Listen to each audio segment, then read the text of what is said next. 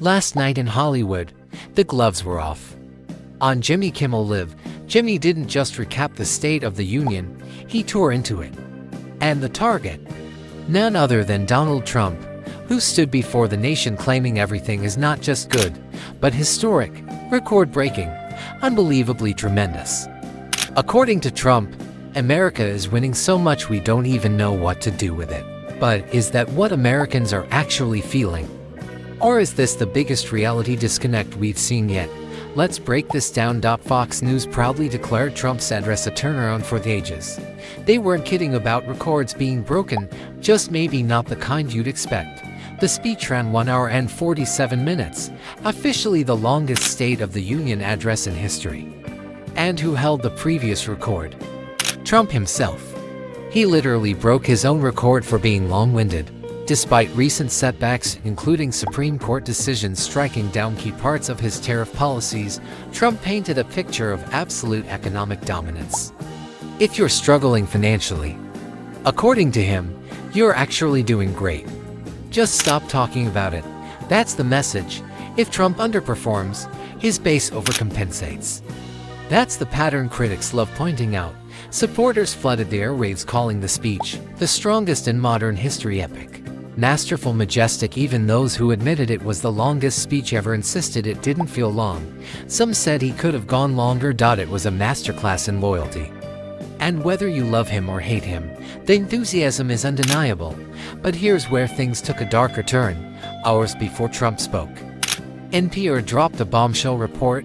The Justice Department allegedly withheld 53 pages of FBI interview notes from a woman. The interviews were conducted in 2019.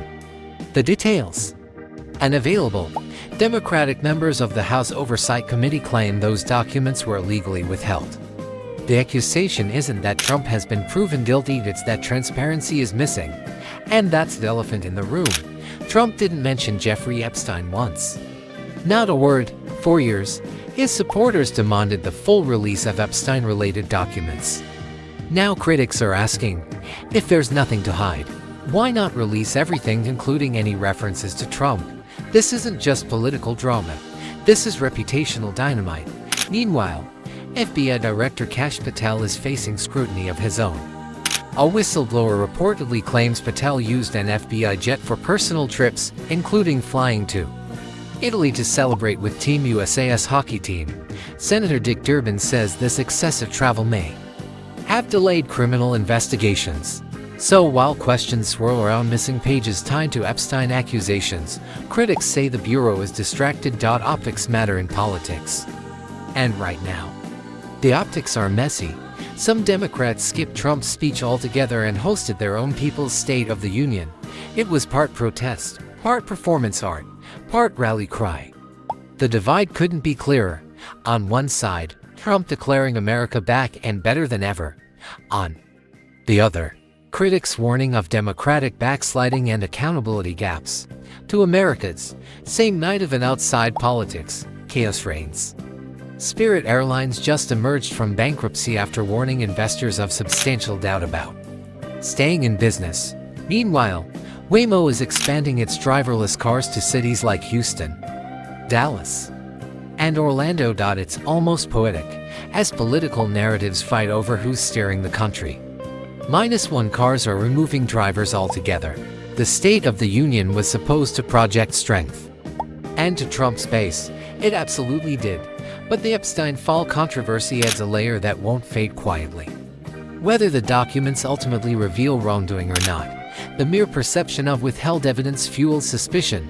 For Trump, who thrives on dominating headlines, this could either become another controversy that energizes his base, or snowball into a long-term credibility problem. History shows that scandals don't always sink Trump politically. In fact, sometimes they fortify him among loyalists. But independence, that's the wild card. Trump says everything is great. MAGA applauds. Critics protest. Bombshell reports surface. Files go missing. Jets get questioned. And America watches. The bigger question isn't whether Trump supporters loved the speech. They did. The question is this: If full transparency on the Epstein files were released tomorrow, no redactions, no missing pages, would it silence critics or open an even bigger storm? What do you think?